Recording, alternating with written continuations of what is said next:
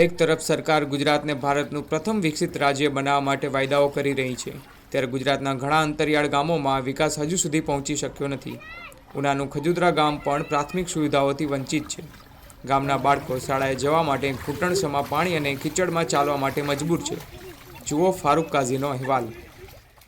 બેન, આ તમારા રસ્તાની શું સમસ્યા છે? અમારે તકલીફ છે કે અમે ગારમ કુંડીને જવાનું નેર ભરી છે, કાટન જારી છે. અમારા ઘરમાં હોય તો એમ માંદા પડે તો અમારે કઈ રીતનું દવાખાનું કરવું, અમારે દિલાવરી હોય, કોઈકના વ્યવહાર હોય તો અમારે કઈ રીતનું અમારે રાખવું.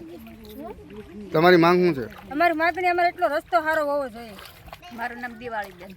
દિવાળીબેન, આ તમારો રસ્તામાં પાણી ભરેલા છે, બાવળની ઝાડીઓ છે, શું તકલીફ છે? અમારે આમાં કઈ રીતનું હાલવું, અમારા છોકરાને ભણવા કઈ રીતના મેળવા જવા, અમારે આમાં જીવ જંતુ રાતનું દિવસનું અમારે આમાં હલાય એમ જ નથી. તો અમારે આમાં કઈ રીતનું હાલવું, કાંઈ પણ અમને રસ્તાનું ઓલું કરે તો નકર હવે અમે બધા મામલતદારમાં જાહું. તમારી માંગ શું છે? અમારે બસ રસ્તાની જ માગ છે, બીજું અમારે કંઈ નથી.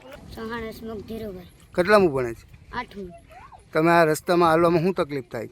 આમાં જગ જનાવરને અમને તકલીફ થાય છે. બીજું શું છે? બીજું આ પાણી તે ગારામાં ખૂટી જવાય છે. બીજું બીજા કાંટા નડે છે, કોકને આંખ ફોડે. તમારી માંગ શું છે? અમારે રસ્તો બનાવવાની માંગ છે. સોહાણસુન માલાભાઈ. કેટલામું ભણે છે? 6. છઠ્ઠું. ક્યાં રહી છે? વાડી વિસ્તારમાં. અહીંયા તમારે રસ્તાની શું સમસ્યા છે?